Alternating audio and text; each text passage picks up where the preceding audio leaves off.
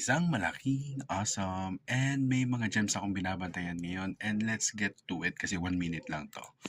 Una na nga dyan yung ating Edge.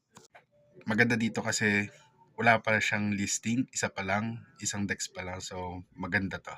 Then ang sunod pang maganda dito is meron silang upcoming storage release at mga AI products. Yan talagang inaabangan ko sa Deepin project na to.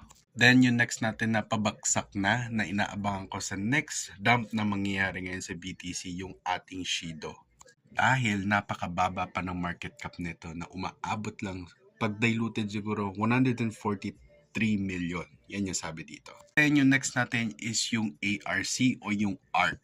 So ano yung ARC? Ito yung cutting edge na AI advancement. Basta proprietary and nag-offer lang siya ng mga tools para sa mga institutional and kung ano man yung nasa loob ng ecosystem niya. So titingnan